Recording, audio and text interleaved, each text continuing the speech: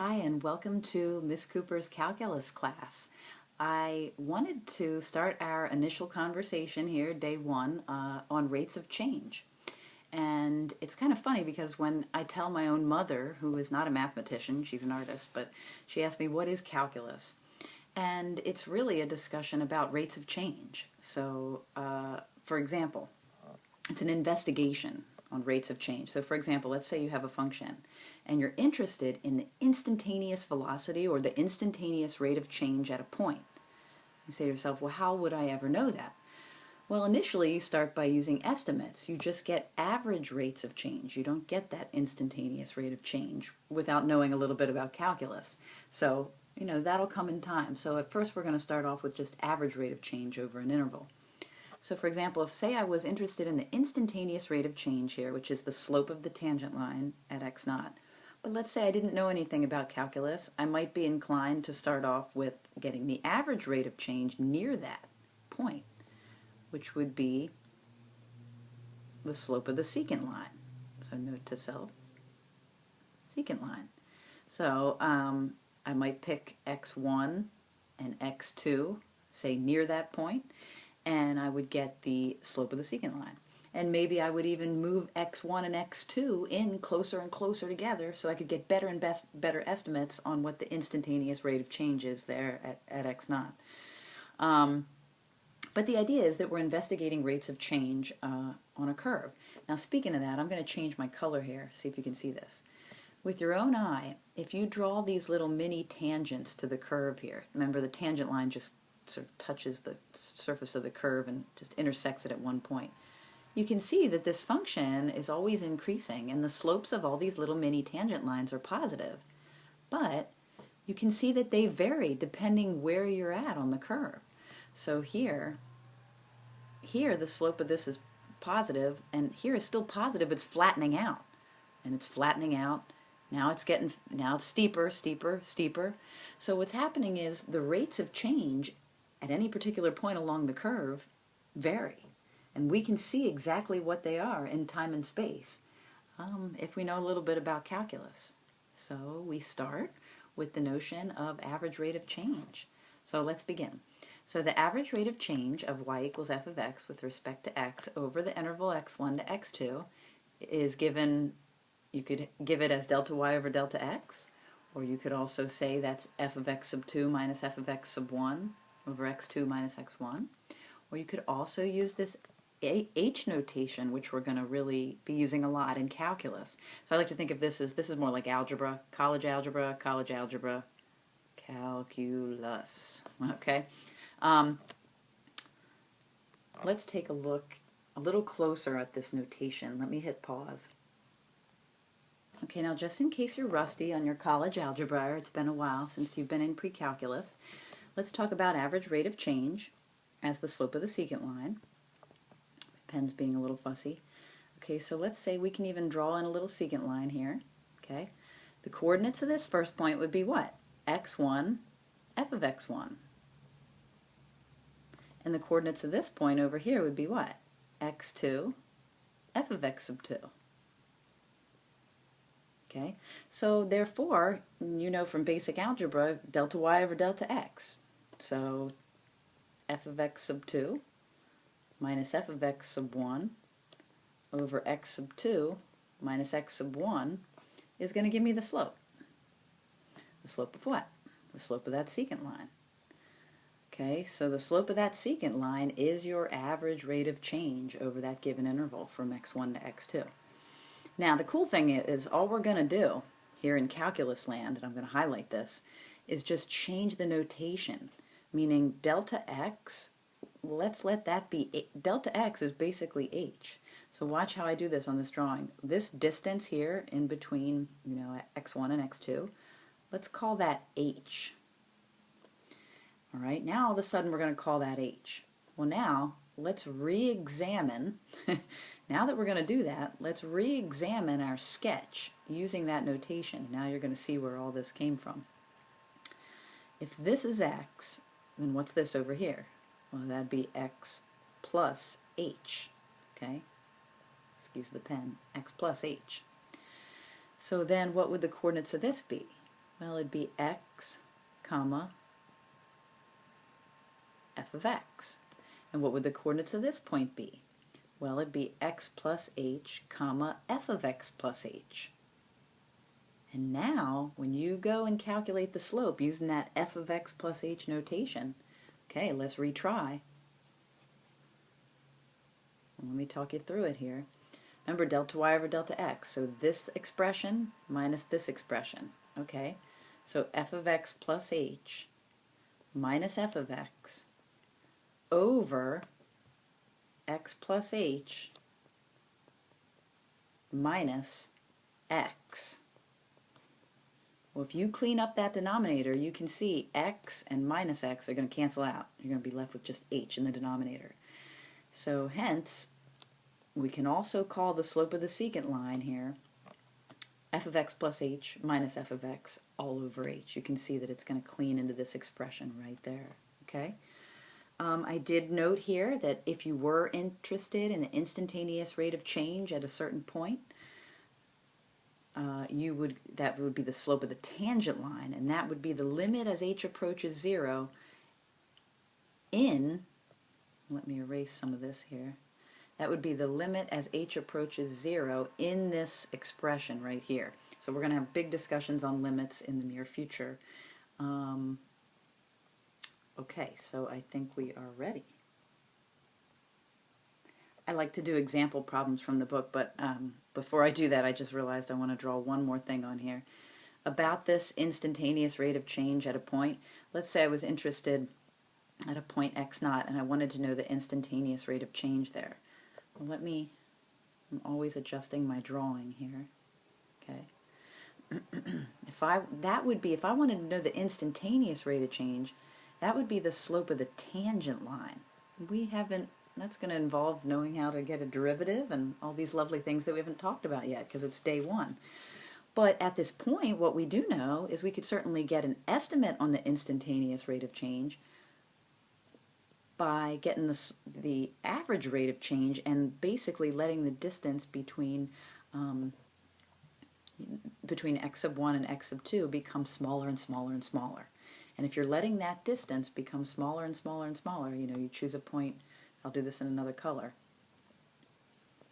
That means, you're going to choose a point here and here, and then I'll do another color. And then you're going to choose a point here and here. And so you'd be calculating these different secant lines to get the average rate of change as an estimate for the instantaneous rate of change, and you would be, sort of shrinking the h distance. And that's really what we mean as letting the limit as h approaches 0 in this expression, letting that distance become smaller and smaller and smaller. Like I said, we'll give ourselves some time to discover that. And let's pull our first example on average rate of change from the book. I'll write it up for you.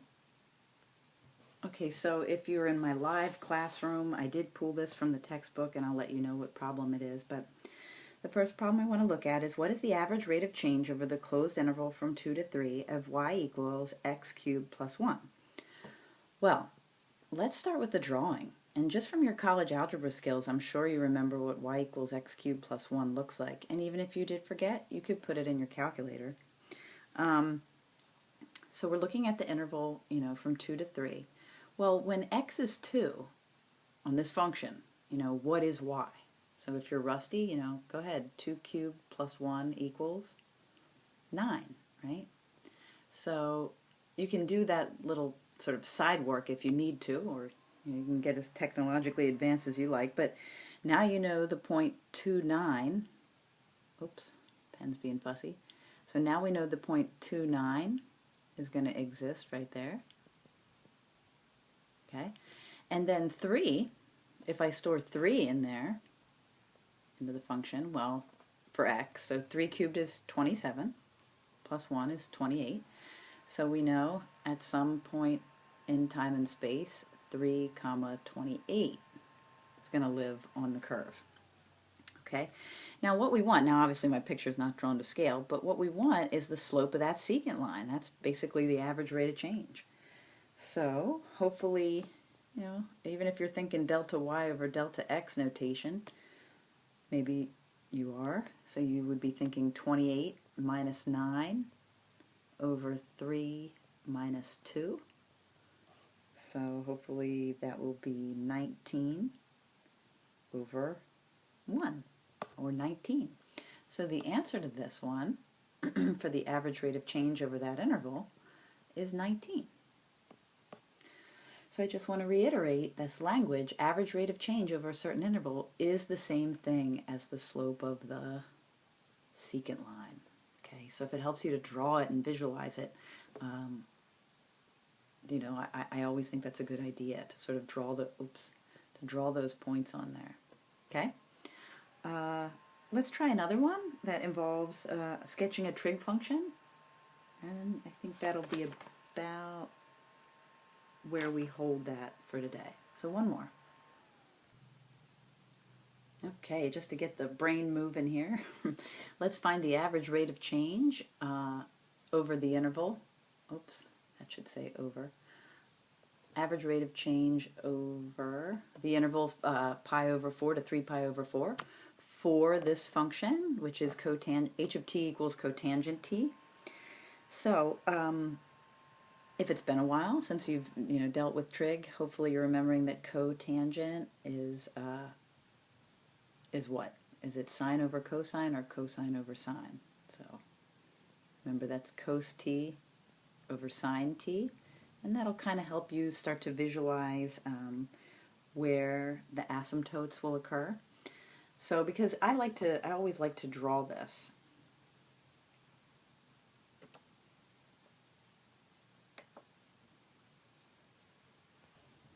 Okay, so you have lots of tools at your fingertips, including graphing calculators, but let's just think about this a moment, sort of the good old-fashioned way.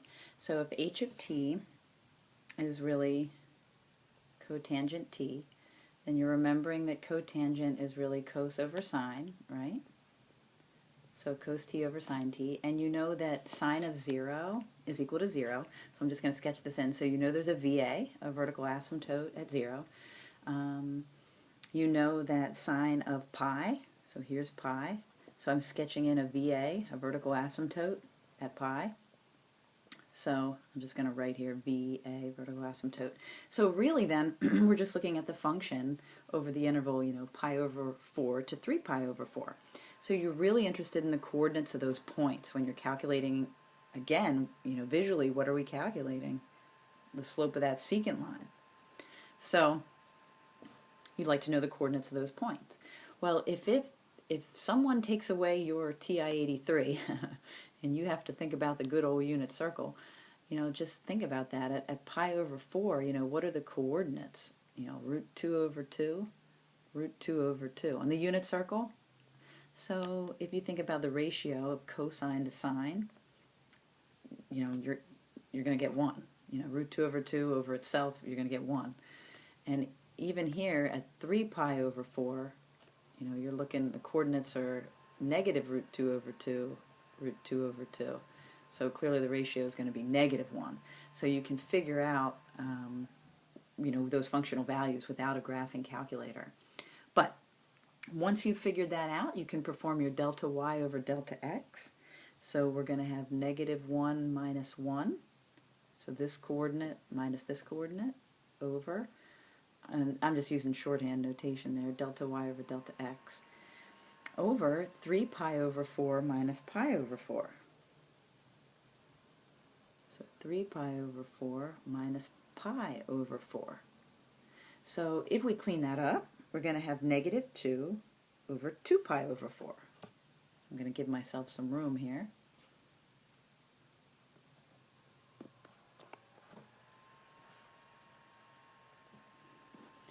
So let me just rewrite that. So delta y over delta x, we're basically arriving at negative 2 over 2 pi over 4, but that's a complex fraction. It's a little awkward. We got to keep cleaning. And hopefully you will clean that to the point where, you're arriving at negative 2 times 4 over 2 pi. And you keep cleaning, and you will eventually, arrive at negative 4 over pi. So your average rate of change over that interval is negative 4 over pi. Okay. The safest thing I can say to you is try to draw the picture and try to figure out the ordered pairs. Once you know the coordinates of the ordered pairs over the respective interval, you will have no problem doing delta y over delta x. Okay. Good luck out there. The next podcast will be on limits of functions and limit laws.